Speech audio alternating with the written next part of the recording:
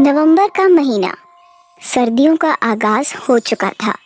Commando Vikrant को आज से 1 महीने के लिए खास ट्रेनिंग पर घने जंगल में जाना था, जहां पर चुने हुए कमांडोज के ग्रुप को ऑफिसर के ऑर्डर पर जंगल के अलग अलग जगह पर बिखर कर खुद की रक्षा करते हुए पूरे 1 महीने तक सादा जीवन जीना था।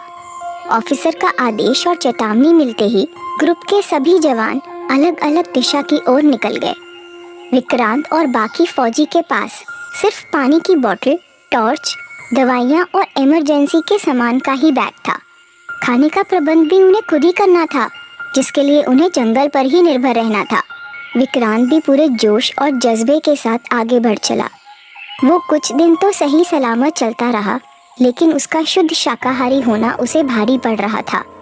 जहाँ अन्य जवान कीड़े मकोड़े खा रहे थे, वहीं विक्रांत सिर्फ फल, फूल और पत्तियों पर ही निर्भर रहा। अब जंगल के बीच 15 दिन गुजर जाने के बाद विक्रांत को थकान और हरारत महसूस होने लगी।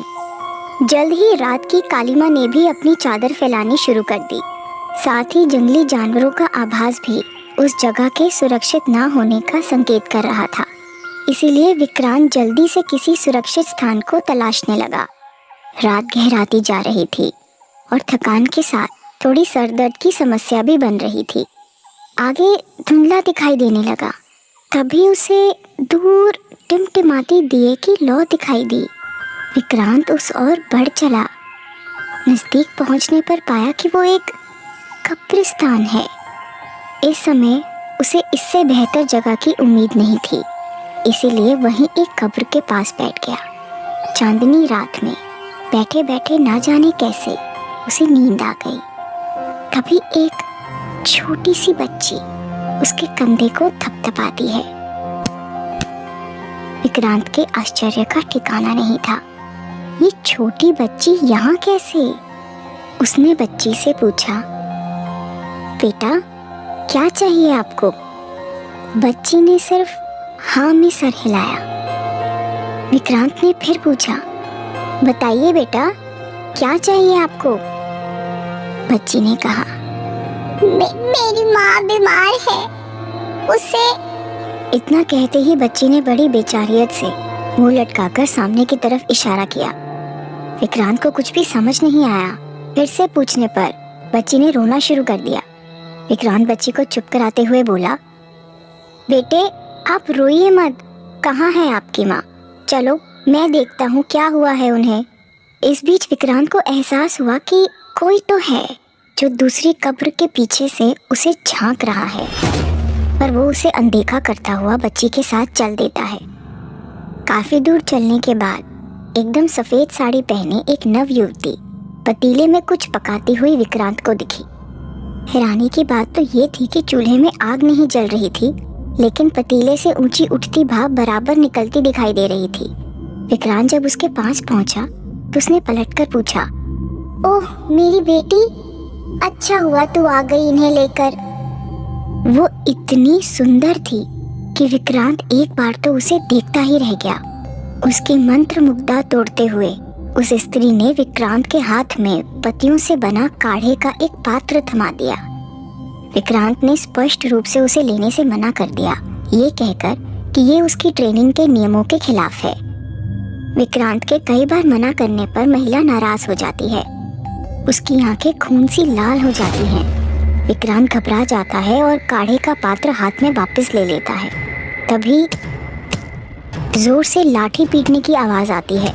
गौर से देखने पर दूर खड़ा एक वृद्ध दिखाई दिया जो जोर से लाठी पीट रहा था।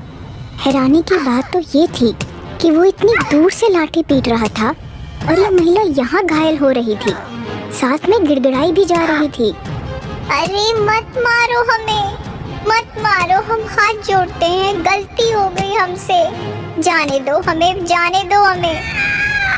ऐसा कहते हुए उसका सौंदर्य कुरूपता में बदल गया। उसके सुंदर बाल बिखर चुके थे, गुलाबी गाल और लाल होंठ भद्दे खून से लथपथ थे। उसे देखकर कोई भी डर जाता। वो वृद्ध अपनी लाठी के सहारे विक्रांत के पास आता है और पूछता है, आप ठीक तो है ना राहगीर? हाँ एकदम, लेकिन वो औरत कौन थी? वृद्ध ने मुस्कुराते हुए कहा, कोई नहीं, यूं ही शैतान शक्तियां हैं जो अवसर मिलते ही सबको तंग करती हैं। आज आपके फर्ज के प्रति ईमानदारी ने आपको बचा लिया, नहीं तो उस पात्र का काढ़ा आपको हमेशा के लिए उसका गुलाम बना देता। विक्रांत ने कहा, लेकिन बाबा, आपको कैसे पता चला कि वो हमें यहाँ लाई है? यहाँ तो दूर दूर तक कोई भी दिखाई नहीं दे रहा। वृद्ध ने कहा, मैंने आपको पहले ही देख लिया था, लेकिन ये बूढ़ी टांगों ने यहाँ तक पहुँचने में समय लगा दिया। फिर भी भला हुआ मैं समय से आ गया, नहीं तो अनर्थ हो जाता। विक्रांत राहत की सांस लेता है और कहता है, आपका बहुत बहुत धन्यवाद बाबा, आपने मुझे बचा लिया। कैसा धन्यवाद राहगीर, मैंने तो कोई एहसान नहीं किया। आपको अगर धन्यवाद करना ही है तो यहीं करीब में ही मेरी कुटिया है, वहाँ तक मुझे छोड़ देते तो आपका बड़ा उपकार होता। इसमें उपकार कैसा बाबा? चलिए मैं आपको ले चलता हूँ। विक्रांत वृद्ध के बताए रास्ते पर चल देता है। कुछ ही पलों में उसे एहसास हुआ कि वो कुछ कदम चलकर दोबारा उसी जगह वापस आ जा रहा है। जमीन पे पड़ी सूखी पत्तियों की चरचराहट में एक साथ कई कदमों की आहट थी। तभी वृद्ध अपनी लाठी को पटकता है तो कुछ देर के लिए वो कदमों की आहट शांत हो जाती थी। ये प्रक्रिया कई बार दोहराई गई। आखिरकार विक्रांत से रहा ना गया और उसने वृद्ध से पूछ लिया, बाबा, हम और कितनी दूर चलेंगे? कहाँ है आपकी कुटिया?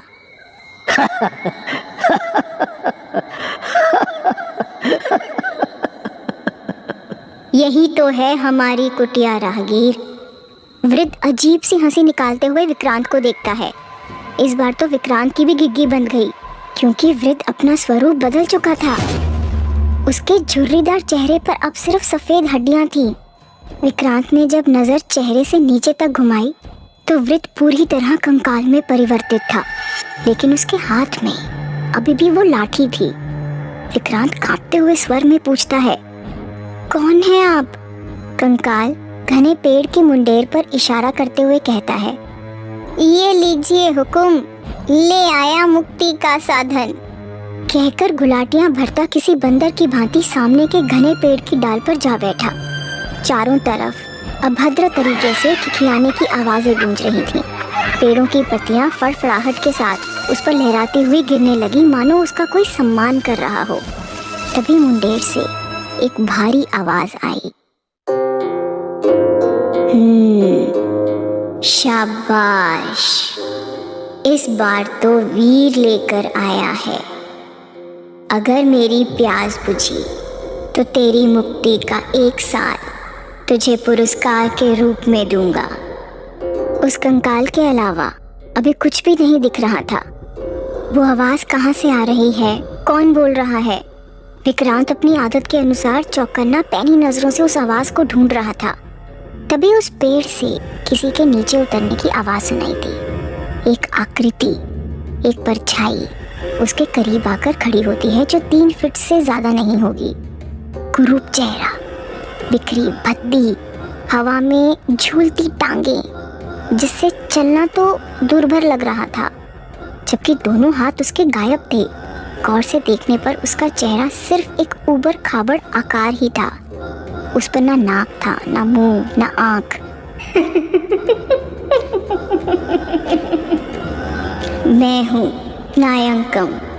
स्वागत है राहगीर। तुम वास्तव में बहुत बहादुर हो, जो मेरी नज़रों से नज़रें मिला सकते हो। इसे ले चलो मेरे शयन कक्ष तक। उसने किसी को आदेश दिया। वो भद्दा और बेढौल आकृति जमीन पर रेंगकर चलने लगी। ना चाहते हुए भी विक्रांत उसके पीछे चलने लगा। ऐसा लग रहा था मानो हजारों अदृश्य हाथ उसे खींचकर ले जा रहे हैं। दोनों पैर बेड़ियों में बंधे और जबरदस्ती उसे धकेलकर जमीन पे रेंगते हुए नायंकम के पीछे ले जा रहे थे। विक्रांत खुद को असहाय पाकर दहाड़ उठा। आखिर कौन हो तुम सब कायरों? इतनी हिम्मत है तो सामने आकर मेरा सामना करो। कसम है मुझे, एक एक को जहन्नुम ना पहुंचा दिया तो। उसकी बात अभी पूरी भी नहीं हुई थी कि उसके शरीर पर हजारों सुइयां चुभने लगी। तभी नायंकम ठहरा और हिदायत देते हुए बोला, मत तंग करो उसे, बहादुर है, बोलने दो इसे, इसकी वीरता ही तो हमारा बल है। रेंगते हुए वो एक ऊंची मिट्टी के ढेर पर जा बैठा। ले आओ इसे मेरी छोटी सी दुनिया में। उजली रात में चारों तरफ हजारों कब्रें थीं, जो नायंकम की कब्र से छोटी और नीचे भी थीं। इससे ये तो साफ हो गया था कि नायंकम ही इन सब का प्रमुख है। विक्रांत को जबरन घसीटते हुए नायंकम की कब्र के नीचे पटक दिया गया। नायंकम आदेश देता है, प्रकट हो सभी और जश्न की तैयारी करो। देखते ही देखते अनगिनत आकृतियां विक्रांत के चारों ओर घूमने लगी। विक्रांत के चारों ओर नाच रही शक्तियों का शोर और ज्यादा तेज होता जा रहा था, जिसके साथ ही उसके शरीर पर फिर से सुइयों की चुभन का दर्द उसी तेजी से बढ़ता जाता है। इस बार चुभन के साथ साथ खून की बूंदें भी रिसने लगी। तभी नायंकम ने कंकाल को लाठी लाने को कहा और बोला, इतने से कुछ नहीं होने वाला, जाओ इसे मेरे चरणों में गिराकर इसके सर के खून से इस पात्र को भरो। कंकाल विक्रांत को खींचकर नायंकम के चरणों में पटक देता है। विक्रांत ने अभी भी हिम्मत नहीं हारी थी और वहां से भाग जाना चाहता था, लेकिन उसके हाथ और पैर एक अदृश्य बंधन में बंधे हुए थे। नायंकम जोर से हंसता है।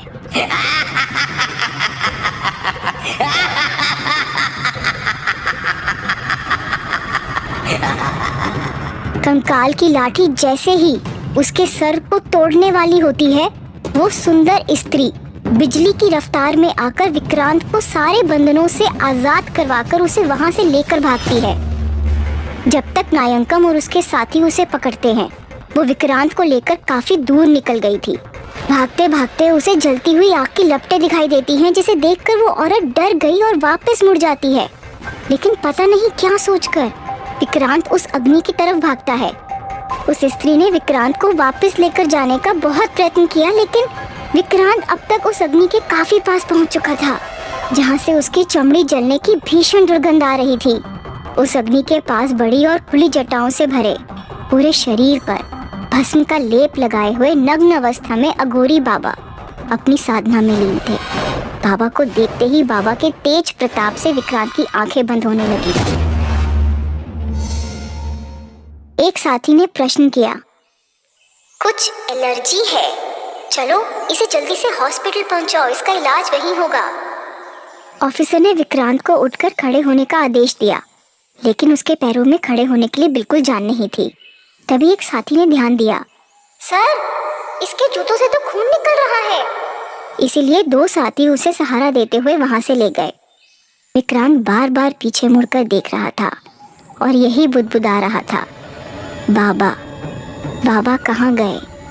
यहाँ मैंने बाबा को देखा था, कहाँ है वो, कहाँ है वो बाबा?